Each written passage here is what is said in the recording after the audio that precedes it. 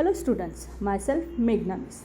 आज मैं स्टैंडर्ड 10 को कविता नंबर 11 समता की ओर यह सिखाने वाली हूँ। इसके रचयिता है मुकुटधर पांडे जी। इनका जन्म 1895 बिलासपुर छत्तीसगढ़ में हुआ था और उनकी मृत्यु 1989 में हुई थी। वह छायावाद के प्रतिष्ठित कवि मुकुटधर पांडे जी ने 12 वर्ष की अल्पायु से ही लिखना शुरू किया था। उनके काव्य रचनाओं में मानवता, प्रेम, प्रकृति, सौंदर्य, मानवीकरण, आध्यात्मिक और गीतात्मक के तत्व प्रमुखता के परिलक्ष्य होते हैं। उनके इसमें पद्यांश के साथ साथ गद्य में भी पूरे अधिकार के साथ लिखा है। उन्होंने निबंध और आलोचना ग्रंथ भी लिखी हुई है। देखते हैं कविता। बीत गया है मन भ्रात शिशिर ऋतु आई, प्रकृति हुई द्युतिहीन अवनि में कुंज टीका है छाई। पड़ता खूब तुषार पद्मल तालों में, बिल खाते अन्यायी रूप से दंडों के यथा लोग दुख पाते। निशा काल में लोग घरों में निज निज जा सोते हैं, बाहर श्वास साय चिल्लाकर बार बार रोते हैं। भ्रात यानी भ्राता मीन्स भाई, द्युतिहीन कांति रहित चमत्कारिक बोलते हैं। अवनि यानी पृथ्वी। कुंजटिका इसका मतलब होता है धुंध। तुषार यानी बर्फ। पद्म दल मीन्स कमल दल। ताल यानी तालाब। बिलखाना कष्ट पाना। अन्यायी अत्याचारी। नृप यानी राजा। दंड सजा। यथा मीन्स जैसे। निशा काल इसका अर्थ होता है रात के समय। निज यानी अपने। श्वान यानी कुत्ते और साय यानी गीदड़। अभी देखते ही इन पंक्तियों का सरल अर्थ क्या है। बीत गया है मन भ्रात शिशिर ऋत आई, प्रकृति हुई द्युतिहीन अवनि में कुंज टिका है छाई। यहाँ पे कवि कहते हैं कि शिशिर ऋत के भाई हेमंत का समय बीत गया है। किसका? शिशिर ऋत का समय अभी बीत गया है। शिशिर ऋत के भाई हेमंत का समय क्या है? अभी बीत गया है। अब शिशिर ऋत का आगमन हो गया है। किसका? शिशिर ऋत का आगमन यानी ठंडक का आगमन अभी हो गया है। शिशिर ऋत की कंपा देने वाली कंठ के कारण प्रकृति की आभा खत्म हो गई है और वह कांति रहित हो गई है। पृथ्वी पर धुंधला का छा गया है। यानी क्या है? बर्फ जैसे वातावरण क्या है? पृथ्वी में छा गया है। पड़ता खूब तुषार पद्म दल तालों में बिखलाते, अन्यायी नृप के दंडों से यथा लोग दुख पाते। इसका अर्थ यह होता है ठंड के कारण खूब बर्फ गिर रही है।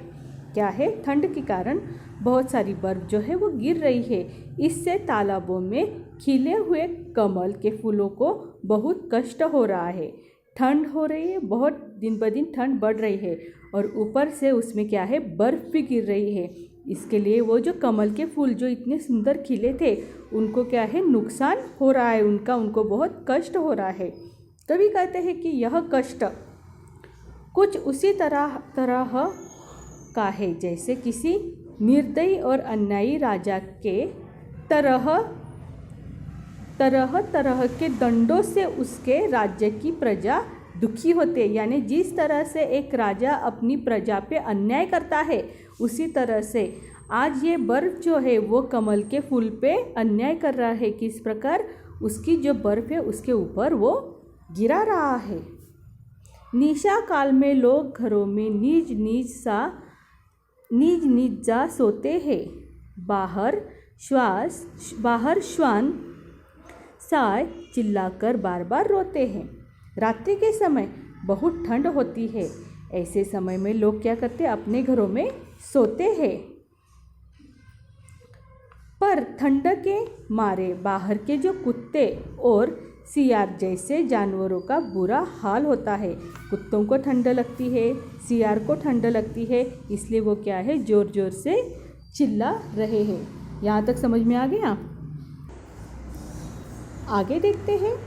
अर्धरात्रि को घर से कोई जो आंगन को आता, शून्य गगन मंडल को लख यह मन में है भय भाता। तारे निपट मलिद चंद के पांडु वर्ण है पाया, मानो किसी राज्य पर है राष्ट्रीय कष्ट कुछ आया। धनियों को है मौज रात दिन है उनके पो बारे, दिन दरिद्रों के मत्थे ही पड़े शिशिर दुख सारे।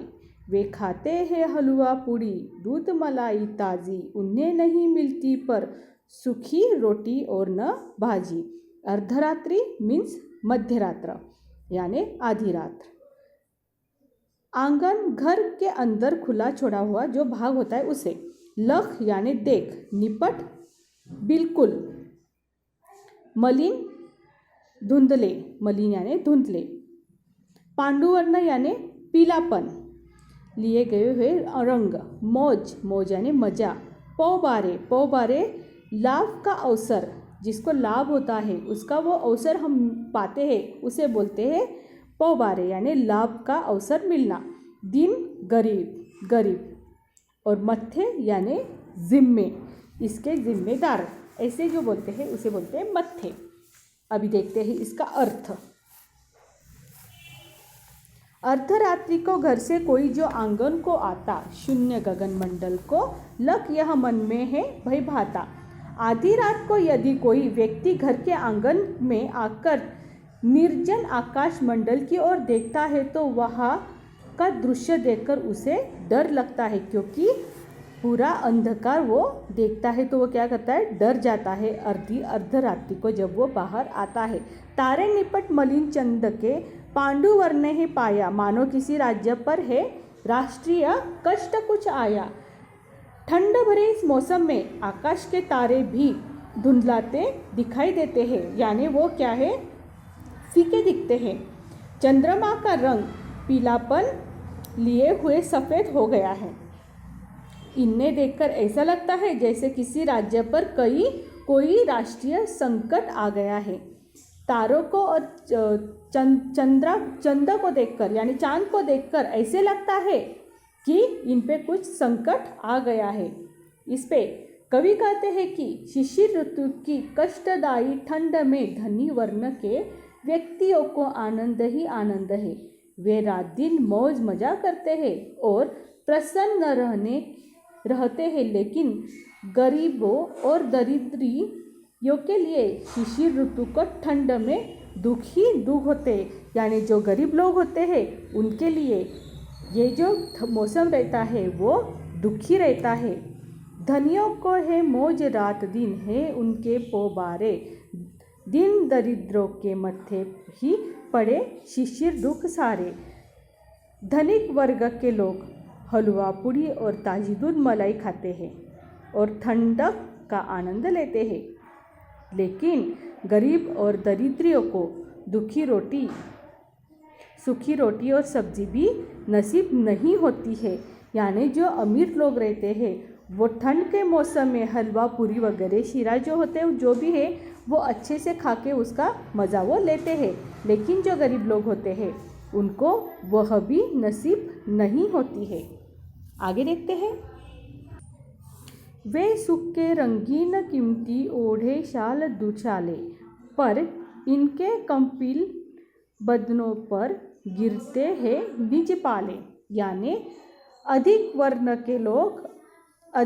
के लोग पर ठंडा का कोई असर नहीं होता है। वे रंगीन और मूल्यवान शाल दुशाले ओढ़ते हैं, यानी रंगीन कपड़े, शाल जो गर्मियों के कपड़े हैं वो क्या करते हैं, ओढ़ते, इसलिए उनको क्या है उस ठंड का एहसास नहीं होता है। मगर ऐसे गरीब लोग जो बहुत गरीब है उनको रात दिन काटती है ठंड, ऊपर से उन्हें ओस और पाले का भी सामना करना पड़ता है। यानी रात दिन जो गरीब लोग होते हैं उनको इस ठंडी का सामना करना पड़ता है, क्योंकि उनके पास ना ओढ़ने के लिए शाल है, ना कोई किसी गर्म कपड़े भी नहीं है। वे है सुख साधन से पूरी सुखद घरों के वासी, इनके टूटे फूटे घर में छाई सदा उदासी।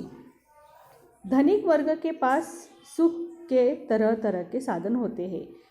ठंड आने दो, कौन सा भी मौसम आने दो, उनके पास वो साधन उपलब्ध होते हैं, सुंदर सुंदर घरों में रहते हैं। दूसरी ओर गरीब और दरिद्री लोग घर टूटे फूटे रहते हैं, झुग्गी झोपड़ियों में रहते हैं और उनमें से किसी तरह की कोई सुविधा उनके घर में उपलब्ध नहीं होते हैं। वह हमेशा क्या है, उदासीन होते हैं और उदासीन माहौल में ही जीते हैं। पहले हमें उधर की चिंता थी, न कदापि सताती, माता सम थी प्रकृति हमारी पालन करती जाती। यहाँ पे कवि कहते हैं कि प्रकृति पर निर्भर करते हैं, किसी को पेट भरने यानी क्षुधापूर्ति की कोई चिंता करने की आवश्यकता नहीं है। प्रकृति से ही हमारी आवश्यकता पूरी होती है। वह माता की तरह हमारा क्या करती है, पालन पोषण करती है। प्रकृति जो होती है वही हमारा क्या करती है, पालन पोषण करती है। हमको भाई का करना उपकार नहीं, क्या होगा, भाई पर भाई का कुछ अधिकार नहीं, क्या होगा। मनुष्य में कोई अंतर नहीं होता है। यहाँ पे कवि हमारे बोलते हैं कि मनुष्य में कोई अंतर नहीं होता है, सभी का आपस में भाई का नाता होता है। एक भाई का दूसरे भाई पर कुछ ना कुछ अधिकार होता ही है, इसलिए हमारे मन में एक दूसरे का उपकार करने की भावना होनी चाहिए। यहाँ पे ये कविता हमारी ख़त्म होती है। समझ में आ गया आप सबको?